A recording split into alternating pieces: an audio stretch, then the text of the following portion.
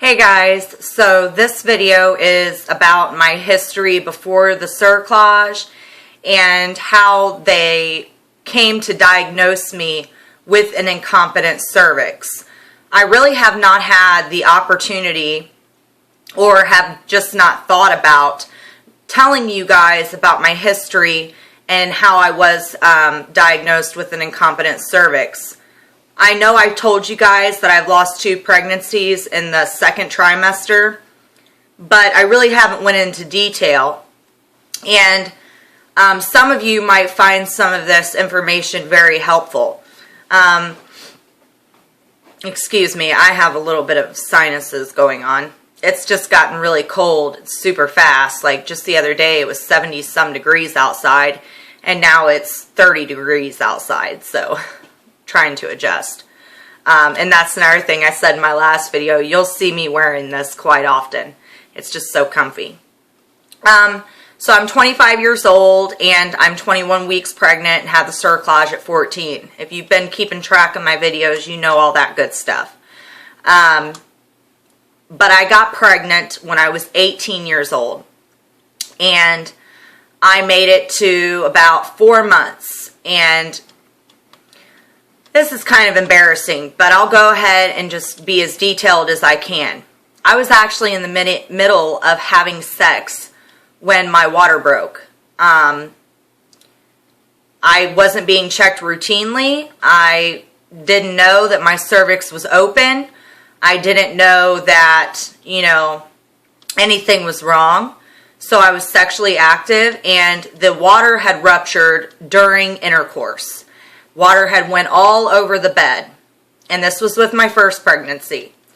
And so after my water ruptured, I went to the hospital and they confirmed that I had lost my water, and they had also confirmed that my mucus plug had been passed as well, which I thought I noticed something funny, but I just wasn't sure because it was my first pregnancy and I was so young, and I just didn't know. So, and I think at that point in my pregnancy, I might have been like 18 or 19 weeks. And so they sent me home from the hospital. If you hear that noise, that's my dog. He's drinking out of his water bowl. So they sent me home from the hospital and they told me pretty much to expect to lose the baby within 24 to 48 hours. They did give me the option to stay in the hospital and pass the baby there. But I was scared and I just wanted to go home, and so that's what I chose to do. I kind of wish I would have stayed in the hospital. It probably would have made things easier. But I went home, and the following night, probably around 1 or 2 o'clock in the morning, I had woke up with some extreme cramping. And honestly, at the time, I thought, this is kind of on the embarrassing side, but honestly at the time, I just thought it was like cramping like I had to poop or something. Like, I know that sounds funny, but it's true, like I didn't know what to expect. I didn't know what contractions felt like. I was just so young and I didn't know. So I went to the bathroom and I started to push. And then the baby came. And it was a pretty freaky and sad experience. I had actually cut the umbilical cord myself. And the baby was not born alive. It was born dead. And I started screaming, bloody murder. My boyfriend at the time had came into the room and into the bathroom, and he saw what was going on. So he dialed 911. And the ambulance came and they took me to the hospital where they had actually put me to sleep and performed a D&C surgery. And all that is where they scrape your cervix. And they have to do that because if there's any tissue left behind from the baby, it can actually cause major infection. So they put me to sleep with anesthesia and then they scraped my cervix. And of course, that was a devastating experience. but God had a better plan for my life, because at the time I thought I was in love with somebody who loved me back, and I was wrong. And that's a whole nother story. But anyways, a few years later, I met my fiance, who I'm with now, and we got pregnant probably about a year after dating. I was 21 years old. And I honestly didn't think that it could happen again. I didn't think that anything, it did cross my mind, what if, but I've heard a lot of people miscarrying with their first pregnancies, but having perfectly fine pregnancies from there on out. So I assumed maybe it was just that, I didn't think anything would go wrong. Well, when I was about 18 weeks, I was actually sitting here at the computer, and we lived right here. And I felt a trickle, not a gush like with the first pregnancy, but just a trickle down my leg. So I called my fiance at work and I told him. And he said, maybe you're just peeing on yourself, because, you hear about that, pregnant women peeing on themselves. And I said, well, maybe you're right. I hope you're right. But either way, I need to go to the hospital and I need to find out for sure. So when he got off work, we went to the hospital. And at this point, it's still trickling down. So I knew in my heart something was wrong. And I go through the emergency room, and they have different levels of sonograms. They have like a level 2 sonogram, level 3 sonogram. They have, level 4, which I believe is where you can see the baby in 3D. I'm not quite sure how all that works, but the sonogram that they used on me that day in the emergency room was only able to see the baby, its movements, and the heartbeat. It can't measure your fluid levels, which was stupid. They should have done the other sonogram to measure my fluid levels, because the whole reason I'm there is because I believe that my water could have possibly broken. Did they measure my fluid levels? Absolutely not. In fact, they told me that they thought that I was peeing on myself as well, but I knew in my heart something wasn't right. So they sent me home. Pretty much told me just not to worry about it. Well, 2 or 3 weeks later, I had went to the doctor for a regular ultrasound scheduled visit, and at this point I'm 21 weeks. So I had already went 3 weeks with no water. And I went into the ultrasound room with my fiance, and the ultrasound tech immediately looked at me and asked me, she said, "Have you been leaking fluid?" And I said, "As a matter of fact, I have. A few weeks ago, I went to the hospital, and they sent me home saying that I was just peeing on myself." She said, "Did they measure your fluid levels while you were there?" And I said, "No." I said, "You think that they would have, but they didn't."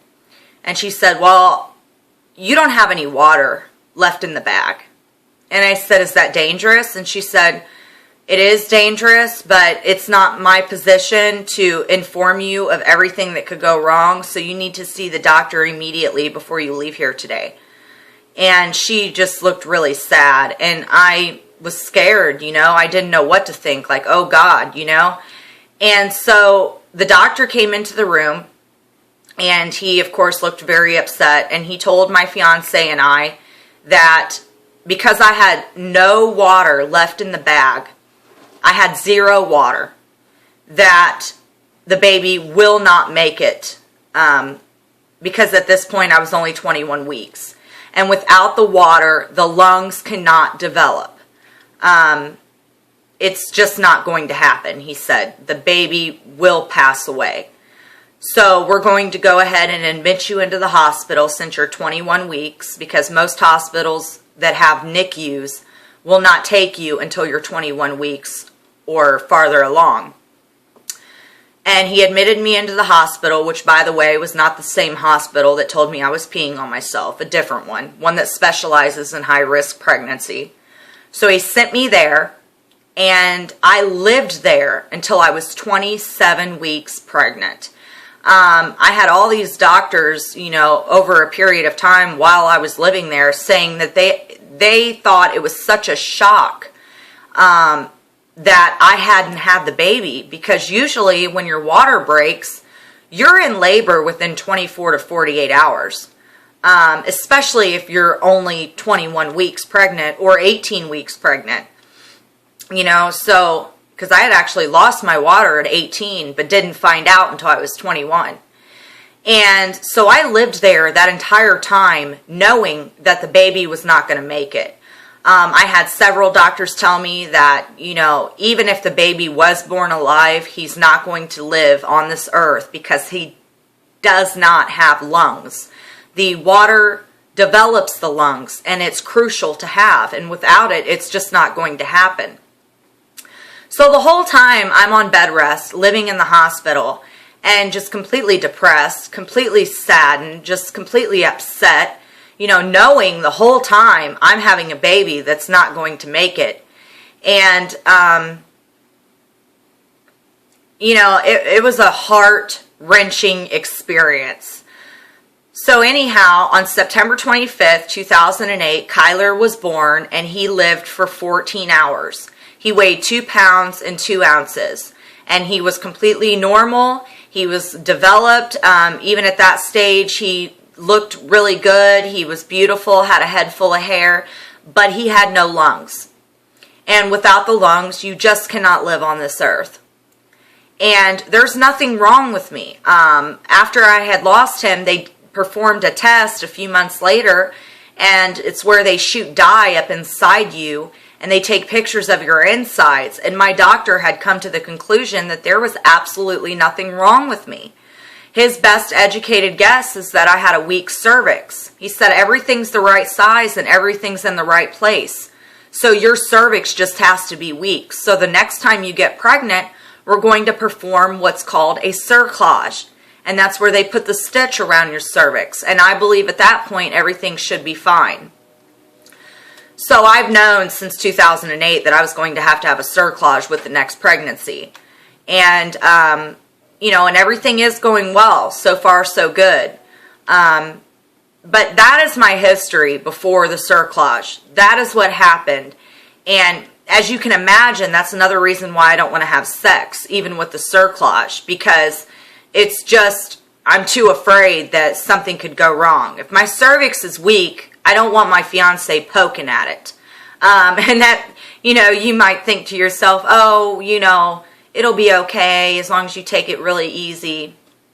No, because even when a woman has an orgasm, her uterus contracts, and it's just too much going on. I've told you guys that before in my previous video. It's just not worth the risk.